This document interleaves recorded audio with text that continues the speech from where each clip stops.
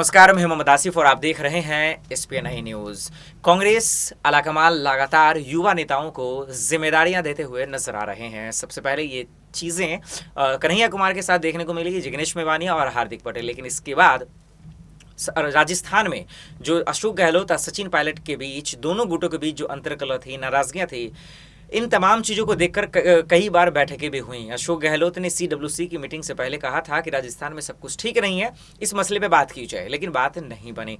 लेकिन उसके बाद सचिन पायलट लगातार यूपी चुनाव को लेकर हमला बोल रहे हैं योगी सरकार पे। तो क्या अब सवाल ये है कि आलाकमान इसलिए ज़्यादा सचिन पायलट को तवज्जो दे रहे हैं कि क्या राजस्थान में अगले साल होने वाले विधानसभा चुनाव में क्या सचिन पायलट को ही जिम्मेदारी दी जाएंगी? सवाल ये भी है कि सचिन पायलट ने ये कहा था कि राजस्थान की जो इतिहास है, हर 5 साल पे जो सत्ता बदलती है, दूसरे पार्टी की सरकार आती है, वो इस बार देखने को नहीं मिलेगा, कांग्रेस की ही सरकार आएगी। उनके इस कॉन्फिडेंस के पीछे क्या कहीं प्रियंका गांधी, राहुल गांधी के समर्थन का कहीं वजह तो नहीं है? इन्हीं तमाम सवालों पर बातचीत करेंगे। नेहा इस वक्त मेरे साथ मौजूद है। नेहा, आपका बहुत बहुत स्वागत है। सबसे पहला सवाल ये है कि आज राहुल गांधी, प्रियंका गांधी ज़्यादातर युवाओं पर फोकस कर रही हैं। सचिन पायलट भी एक युवा नेता है, बहुत तजुर्बेकार नेता है, कहीं ना कहीं उनका एक अपना छवि है, रिपोर्टेशन है, उनके गुट में दम है, हमेशा उनका समर्थन करते हैं। कई बार ऐसा लगा कि राजस्थान में अशोक गहलोत की सरकार गिर जाएगी, CM पद से उन्हें हटना पड़ेगा, सचिन पायलट को मौका मिलेगा, लेकिन खैर वो बरकरार है। जब पंजाब में हमेशा ये चीज़ें हुई, क्या अब जिम्मेदारियां लगातार दे रही हैं? क्या इस वजह से कि यूपी चुनाव को लेकर वो योगी सरकार पर हमला कर रहे हैं, या फिर इस वजह से कि सचिन पायलट अब कांग्रेस की एक उम्मीद बचे हुए हैं, क्योंकि अशोक गहलोत भी बुजुर्ग हो चुके हैं, जैसे कि कैप्टन अमरिंदर के साथ हुआ है? तो क्या मान लिया जाए कि अब जो होने वाले चुनाव है आगामी, क्या उसमें सचिन पायलट को ही मौका मिलेगा? यही वजह से आज कांग्रेस आलाकमान उनका समर्थन भी कर रही है और उनको जिम्मेदारियां भी देती नजर आ रही है। नेहा, देखिए आसिफ, बिल्कुल सही कह रहे हैं आप, बिल्कुल मैं आपकी बात से सहमत हूँ। आपने जो सवाल पूछा है वो उसका ही जवाब मैं देखिए आपको बताती हूँ कि ये सही बात है कि कहीं ना कहीं अगर सचिन पायलट पर फोकस किया जा रहा है कांग्रेस पार्टी की तरफ से, उसका सबसे बड़ा कारण यही माना जा सकता है, और शायद है भी, कि वो एक युवा नेता है। और जिस तरीके से कांग्रेस पार्टी अपने गुट में युवाओं को शामिल कर रही है। देखिए, एक तरफ अशोक गहलोत है, और जैसे कि अभी आपने बताया कि अशोक गहलोत एक बुजुर्ग है और उनके काम करने का तरीका एक बुजुर्ग दिमाग से ही चलता है। मतलब जो उनकी जिम्मेदारी है वो इतना बखूबी नहीं निभा पाते हैं अपने कामों को। तो इसीलिए कहीं ना कहीं सचिन पायलट की जिस तरीके से जिम्मेदारी दी जाती है, वो अपने काम को बड़े अच्छे से निभा रहे हैं राजस्थान में। उनको जो भी काम दिए गए हैं अभी तक। और दूसरी तरफ अगर ये भी देखा जाए कि राजस्थान में इस वक्त जो लोकप्रियता बढ़ रही है वो सचिन पायलट की तरफ बढ़ रही है, क्योंकि वो एक युवा नेता है और युवा लोग काफी शामिल हो रहे हैं उनको देखकर और आकर्षित हो रहे हैं उनकी तरफ। तो कहीं ना कहीं इसी वजह से पार्टी आलाकमान भी चाह रही है कि सचिन पायलट को जिम्मेदारी दी जाए। और राजस्थान ही नहीं, वो ये भी चाहते हैं कि आने वाले आगामी जो विधानसभा चुनाव है 5 राज्यों में, उनमें भी वो सचिन पायलट को जिम्मेदारी दें। अब वो सबसे बड़ा जो नज़र है वो है यूपी पे। मैं इससे सवाल लूँगा, यूपी पे भी लूँगा सवाल नेहा आपसे, और सचिन पायलट ने जो बयान दिया है उससे भी मैं लूँगा। लेकिन एक सवाल वो ये कि क्या कांग्रेस आलाकमान सचिन पायलट का सपना पूरा कर पाएंगे? क्योंकि सचिन पायलट की एक सपना रही है कि वो मुख्यमंत्री बने, CM पद पे बैठे। आपको क्या लगता है कि अगर सरकार बनती है आगामी चुनाव में राजस्थान में अगर कांग्रेस की, तो वो CM कौन होंगे? क्या मुख्य अशोक गहलोत के चेहरे पर लड़ा जाएगा या सचिन पायलट? मैं इसलिए कह रहा हूँ क्योंकि सचिन पायलट ने कहा था कि इतिहास में जो है कभी इतिहास बदलता रहा है, लेकिन इस बार कांग्रेस को लेकर इतिहास बरकरार रहेगी, फिर से कांग्रेस की ही सरकार आएगी।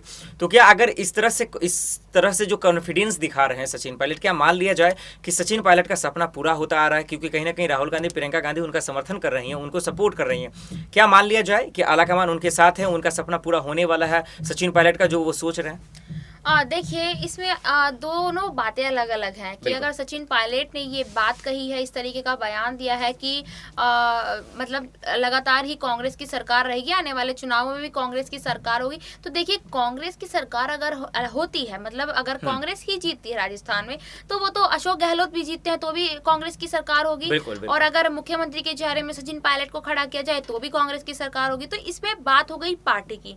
लेकिन उनकी जिद की बात, मतलब उनकी ये ये बात अगर आप कह रहे हैं कि वो ये चाहते हैं कि मुख्यमंत्री के पद पे जो चेहरे पे लड़ा जाए वो सचिन पायलट का हो, तो वो बात अलग है। देखिए इसमें मैं अपनी तरफ से एक बात कहना चाहूंगी कि जिद मानना या किसी की बात मानना यही हुआ था नवजोत सिंह सिद्धू के साथ। नवजोत सिंह सिद्धू भी यही चाहते हैं कि मुख्यमंत्री के चेहरे के रूप में वो पंजाब से लड़े, लेकिन अभी तक ऐसा कुछ ना तो बयान हुआ है, ना कुछ ऐसी अनाउंसमेंट आई है, ना किसी ने कुछ भी बोला है कि ये पंजाब में जो मुख्यमंत्री का चेहरा होगा वो सिद्धू होगा। और सिद्धू की सबसे बड़ी मांग यही है वहां पे कि वो वहां पे मुख्यमंत्री के रूप में लड़ना चाहते हैं। तो इसलिए अभी कुछ कहा नहीं जा सकता है कि राजस्थान में अशोक गहलोत के चेहरे से ही लड़ा जाएगा या फिर सचिन पायलट के चेहरे से लड़ा जाएगा।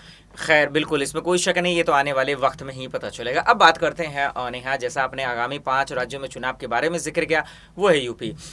यूपी में सीएम योगी पर हमला किया सचिन पायलट ने। उन्होंने कहा कि 70 साल में जो पूर्वजों ने किया है उसी को अकोसते रहते हैं सीएम योगी सरकार। आपने क्या किया वो जनता को नहीं बताते हैं ना, बताने की उनमें हिम्मत है। तो क्या मान लिया जाए कि सचिन पायलट का जो सपना है वो यूपी के सहारे ही अपना पूरा करने में कोशिश में लगे हुए हैं कि अगर शायद वो अच्छा प्रदर्शन करते हैं, कांग्रेस के लिए अच्छा काम करेंगे, तो हो सकता है कि आगामी चुनाव जो राजस्थान में है इन्हीं को ही जो है इन्हीं के नेतृत्व में लड़ा जाएगा, इन्हीं को ही सीएम बनाएगा।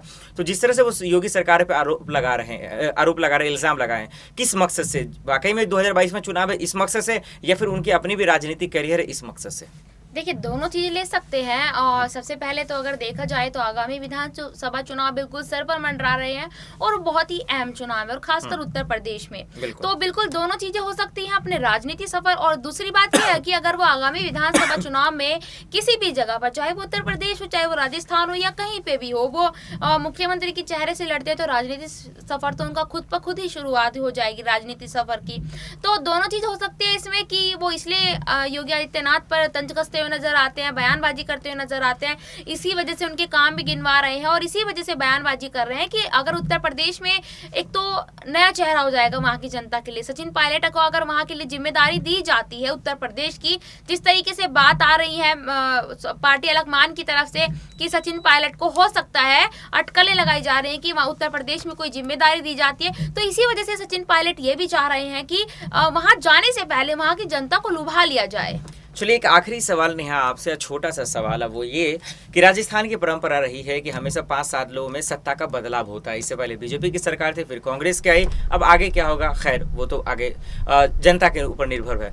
लेकिन मेरा सवाल है कि चलिए यही इसी बहाने जो सचिन पायलट ने कहा है अगर उन्हीं के तर्ज पे ले लेते हैं कि कौन होगा सीएम, ये तो बाखूबी आपने बता दिया, लेकिन देखा जाए क्या लगता है आपको कि क्या इस पर बदलाव वाकई में होगा, परंपरा बनी रहेगी, या फिर बीजेपी इस बार फिर से जो है बाजी मारेगी, या कांग्रेस अपनी सत्ता में वापसी करेगी? वो मैं इसलिए पूछ रहा हूँ क्योंकि उपचुनाव में जो नतीजे आए हैं वो कांग्रेस के हक में आए हैं। कांग्रेस ने कांग्रेस की जीत हुई है उपचुनाव में, अशोक गहलोत का दबदबा बरकरार रहा है। तो क्या मान लिया जाए कि आगामी चुनाव विधानसभा चुनाव में बदलाव होंगे, या फिर कहना मुश्किल है? ये मैं उपचुनाव के तर्ज पर आपसे सवाल ले रहा हूँ कि क्या लगता है बदलाव होगा या फिर बीजेपी को मौका मिलेगा? देखिए उपचुनाव की तर्ज पर अगर मैं आपसे कहूँ कि जिस तरीके से आपने बताया कि वहाँ पे अशोक गहलोत का दबदबा बरकरार रहा है, तो उपचुनाव की तर्ज पर तो यही देखा जा सकता है कि बीजेपी की बड़ी बहुत बुरी तरीके से बीजेपी को हार मिली है, और कांग्रेस को जिस हद तक देखा जाए कि कई राज्यों में, मतलब कुछ राज्यों में हार मिली है, जिलों में हार मिली है, और कुछ जगह पे उनको अच्छा जो भी है प्रदर्शन मिला है।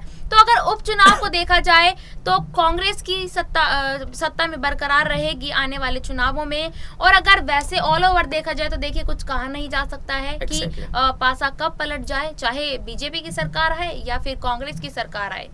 मैच खत्म होने से पहले निर्णय नहीं ले सकते हैं, ये बिल्कुल सही बात है। खैर देखते हैं कि आखिर सचिन पायलट का जो सपना है क्या वो पूरा होता है या नहीं, ये तो आने वाले दिन में पता चलेगा। बहुत बहुत शुक्रिया नेहा हमें इन तमाम सवालों का जवाब देने के लिए। फिलहाल के लिए इतना ही, बाकी खबरों के लिए देखते रहें SPN न्यूज़। नमस्कार।